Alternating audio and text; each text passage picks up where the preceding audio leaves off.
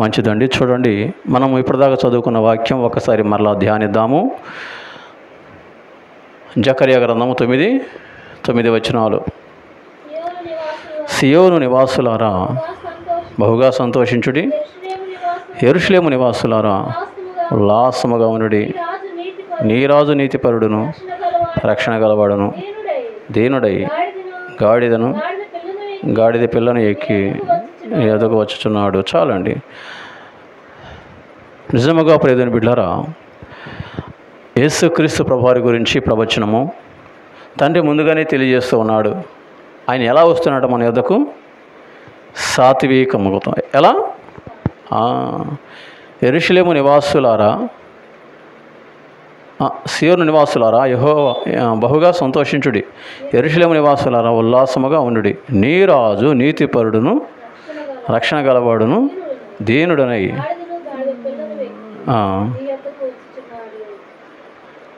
అని రాయబడు. చూడండి ప్రియమైన బిడ్డలారా,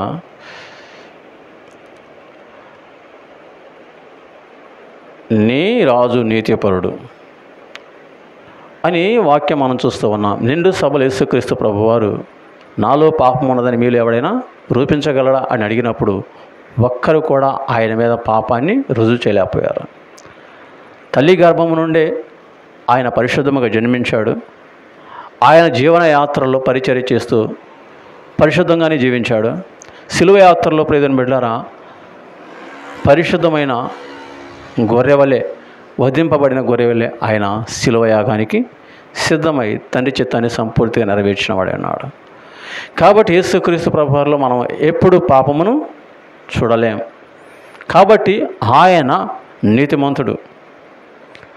ఈ భూమి మీద మనం చూస్తే భూమి పుట్టిన నాటి నుంచి ఈనాటి వరకైనా రాబో కాలం అయినా సరే పాపము చేయని వాడంటే అవ్వడం లేడు. కాబట్టి ఎవరైనా ఉన్నారు పాపం చేయని వారంటే అది ప్రభు అయిన క్రీస్తు మాత్రమే. కాబట్టి ప్రియమైన బిడ్డలారా, యేసుక్రీస్తు ప్రభువారు ఏ పాపము లేనివాడు. కాబట్టి పాప సంబంధమైనటువంటి వ్యక్తులను రక్షించుటకు సమర్థుడును శక్తిమంతుడును. ఎందుకంటే ధర్మశాస్త్రము మనకు నేర్పిస్తూ ఉన్నది ఏంటి? ఎలా జీవించాలో ధర్మశాస్త్రం నేర్పిస్తూ ఉన్నది. కానీ ఆ ధర్మశాస్త్రానుసారంగా ఎంతమంది నీతిమంతులుగా ఉండగలుగుతూ ఉన్నారంటే ఒక్కరు కూడా లేరు. నీవు నా హృదయానుసారుడు అని దేవుడు దావీదుతో అన్నాడు. అయినప్పటికీ దావీదు నీతిమంతుడిగా జీవించగలిగాడా? కాబట్టి మనిషే కాబట్టి తప్పిపోయాడు, ధర్మశాస్త్రం తప్పిపోయాడు. కానీ మరలా దేవుడు కృపా సమృద్ధి గల దేవుడు కాబట్టి, కరుణావాత్సల్యం గల దేవుడు కాబట్టి అది గుర్తెరిగిన దావీదు ఏం చేశాడంటే కన్నీటి ప్రార్థన చేశాడండి. భయంకరంగా ఏడ్చాడు. నేను చేసిన పాపం నాయన నా ఎదుటే ఉన్నది తండ్రి, నన్ను క్షమించు నాయన అని పరుపు తేలునంతగా దావీదు భక్తుడు ఏం చేశాడు? ఏడ్చాడు. ఎందుకు? తను చేసిన పాపాలను బట్టి.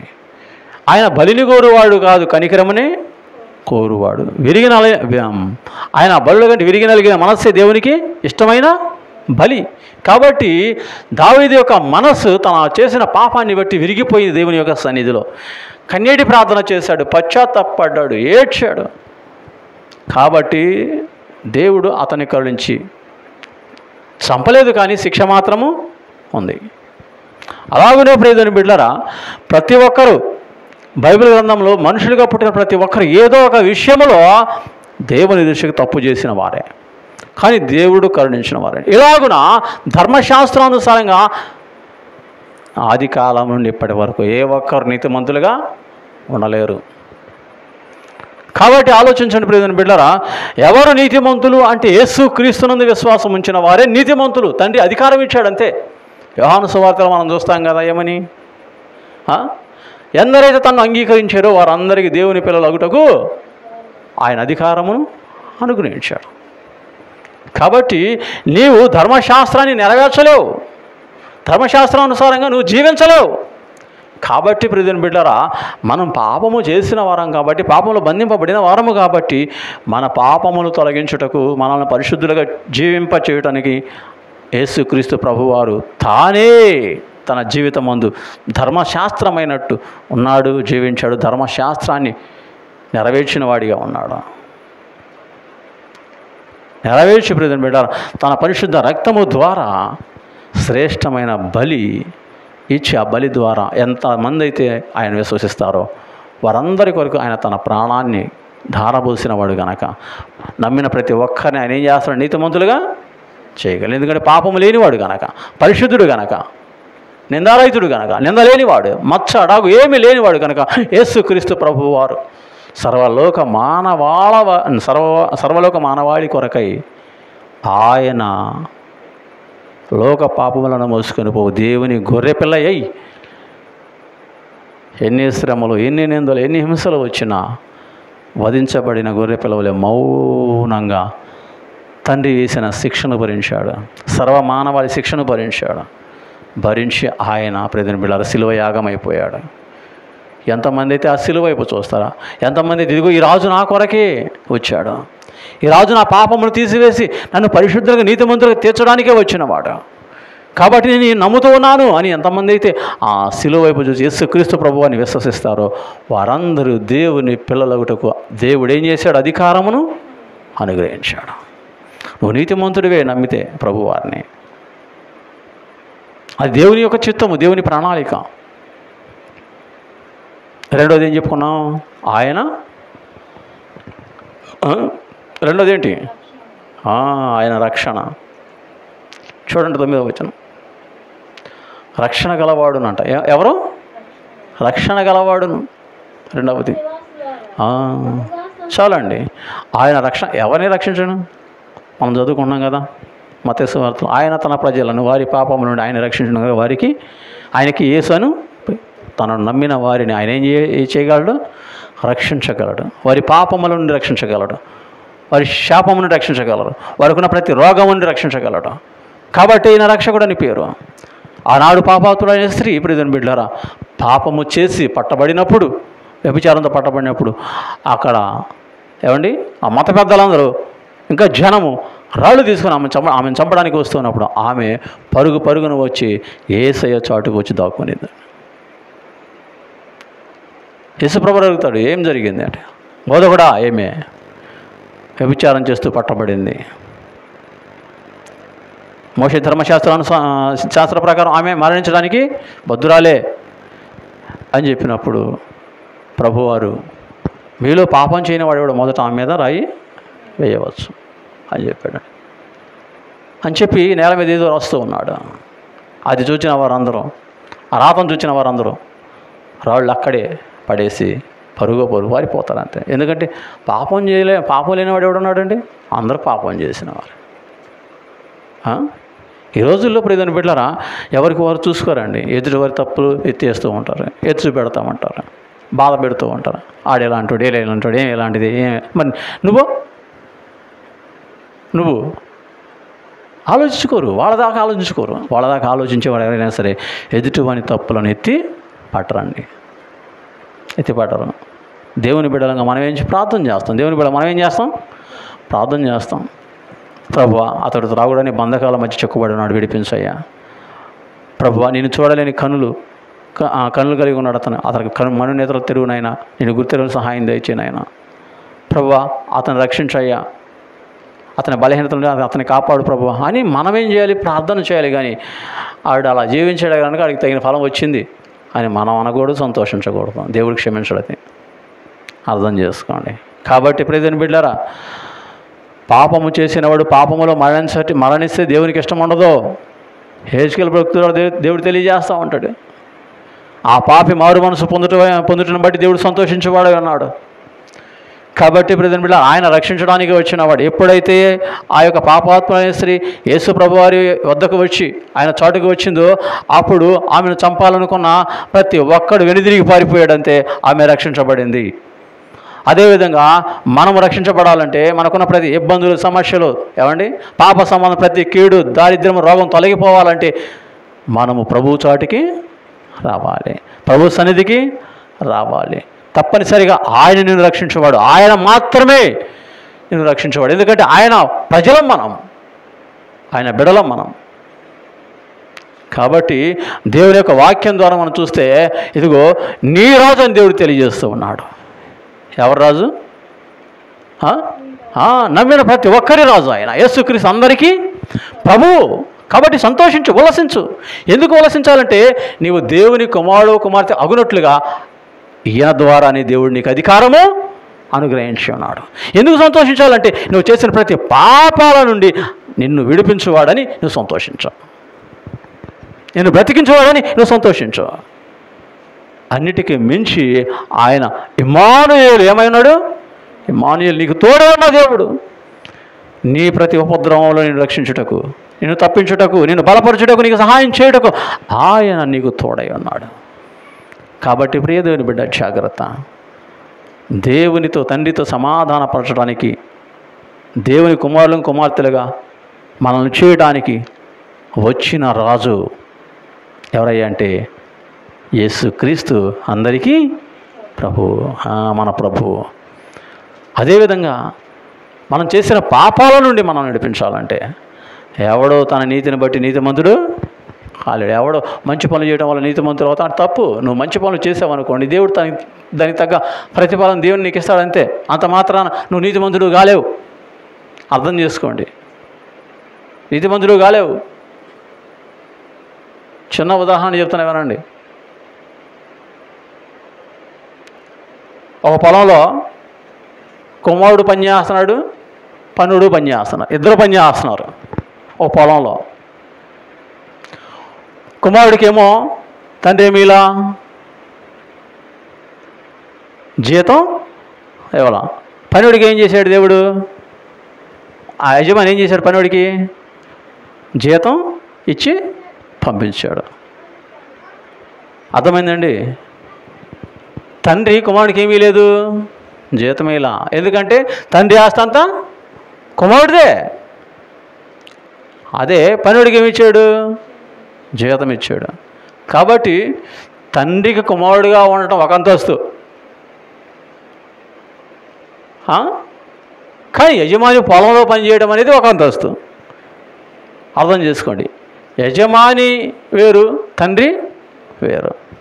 మంచి పనులు చేసావనుకోండి, ఈ లోకంలో దేవుడు సృష్టించిన ఈ భూమి మీద దేవునికి నచ్చే పనులు చేస్తున్నావు కొన్ని, కాబట్టి దేవుడు నిన్ను దీవించాడు, విస్తారంగా దీవించాడు నీ పనులు బట్టి. అంత మాత్రాన నీకు నిత్యజీవం వచ్చిద్దా? పొరపాటున రాదు, రాదు. యేసు క్రీస్తునందు ఎవరైతే నిలిచి ఉంటారో, ఎవరైతే యేసుక్రీస్తుని అంగీకరిస్తారో వారు మాత్రమే నిత్య జీవానికి వారసులు. ఇది గుర్తుపెట్టుకు, వారు మాత్రమే తండ్రికి కుమారులు. అందుకని దేవుడు ఇదిగో నీ రాజు అని దేవుడు చెప్తున్నాడు. ఏ రాజు? నీ రాజు. ఈయనే నీ రాజు, ఈయనే నిన్ను పాలించేవాడు, ఈయనే నిన్ను రక్షించేవాడు, ఈయనే నీకు సమాధానం ఇచ్చేవాడు. ఈయన ద్వారానే నీకు సమాధానము, ఈయన ద్వారానే తండ్రి దగ్గరికి వెళ్ళే అంతస్తు, ఈయన ద్వారానే తండ్రి రాజ్యములు నీకు స్థానము. కాబట్టి ఈయనే నీ రాజు అని తండ్రి తెలియజేస్తూ ఉన్నాడు. కాబట్టి నువ్వు అంగీకరించావా? కుమారుడు కుమార్తెగా దేవుడు మనకు అధికారం ఇచ్చాడు. యేసుక్రీస్తు ప్రభువుని అంగీకరిస్తే నువ్వు అంగీకరించావా? ఆయన మన పాపాలను తొలగించు నీతిమంతుడు. కాబట్టి మనం నీతిమంతులమే ఆయన పరిశుద్ధ రక్తంతో కడుగబడితే. నువ్వు అంగీకరించావా?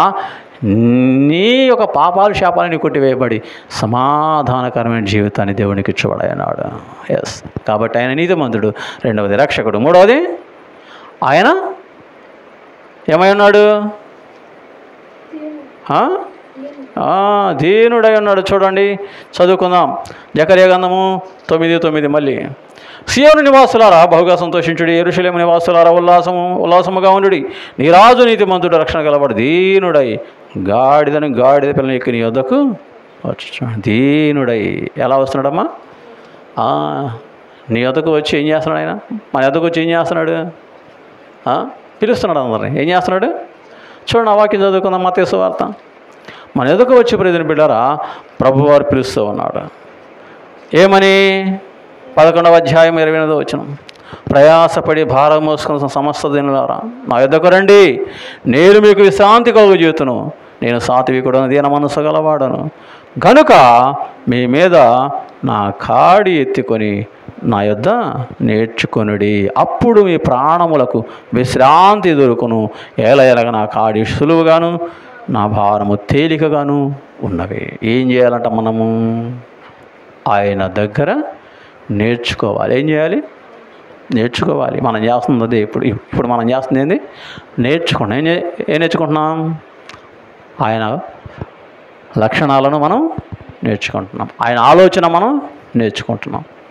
కాబట్టి ప్రభువు అంటున్నాడు, నేను సాత్వికుడను, దీన మనస్సు గలవాడను గనుక మీరు నా యొద్దకు వచ్చి నేర్చుకోండి. ఆయన సాత్వికుడు, తన యొద్దకు వచ్చి వారిని ఆయన ఏమాత్రం తులసివేసే దేవుడు కాదు. కాబట్టి నువ్వు ఏ స్థితిలో ఉన్నా, పాపాత్మల స్త్రీ వచ్చినప్పుడు ఆయన కాదనలా, తప్పనిసరిగా ఆమెను ఆయన రక్షించాడు. ఇకపైన పాపం చేయకమ్మా అని చెప్పాడు. కాబట్టి ఇప్పుడు దీని పిల్లరా, నేను బాధించినది, నేను ఇబ్బంది పెట్టినది, నేను శ్రమల పాలు చేయనది ఏదైనా కావచ్చు, నువ్వు యేసయ్య సన్నిధికి వచ్చి నీ పాపాన్ని ఒప్పుకున్నప్పుడు, నీ శ్రమలు ఆయనకి చెప్పుకున్నప్పుడు తప్పనిసరిగా ఆయన నిన్ను రక్షించబడై ఉన్నాడు. అందుకని ప్రయాసపడి భారం మోసుకుంటున్న సమస్త జనుల, సమస్త కుల మత భేద వర్గాలు ఏమీ లేవు, భూమి మీద ఉన్న ప్రతి ఒక్కరిని ఆయన పిలుస్తూ ఉన్నాడు. ఏ భారం అయితే నువ్వు మోస్తున్నావో ఆ భారం తీసివేయటకు శక్తిమంతుడు ఆయన, శక్తిమంతుడు ఆయన. కాబట్టి ప్రియమైన బిడ్డ, నీ పాప భారం తొలగించుకోవాలి, నీ శాప భారం నీ రోగ భారం తొలగించుకోవాలనుకున్నా, నీ కుటుంబంలో సమాధానం లేకుండా చేస్తున్న ప్రతి విధమైనటువంటి కీడు అనే భారాన్ని తీసివేసుకోవాలనుకుంటే ఇదిగో ప్రభువు పిలుస్తూ ఉన్నాడు. ప్రయాసపడి భారము సమస్త జనులు నా యొద్దకు రండి. ఎందుకంటే ఆయన నీ కోసం వచ్చాడు, నీ రాజు నీ కోసం వచ్చాడు. కాబట్టి నువ్వు సంతోషంగా ఆయన యొద్దకు వస్తే మాత్రము నీ సంతోషం పరిపూర్ణమైంది. అంతే, నీ సంతోషం పరిపూర్ణమైంది.